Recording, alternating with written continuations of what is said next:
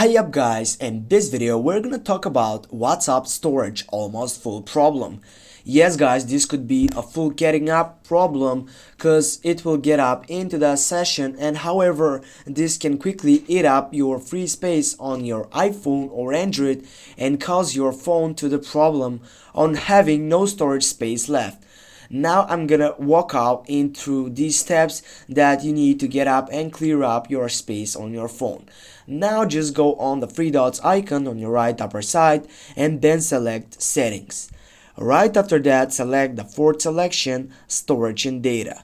Then you need to go for manage storage, and here you can find out all chat sections which are included in this site. Select the chat section and then select a size file, which you can go for selecting, for example, all, because this could be one of the manner things you need to get up and get better results. Now go on the trash on your right upper side, go delete, and with this we have deleted, as you can see, how much side on this side section. Thanks for watching. Don't forget to hit that like and share the video. See you soon guys.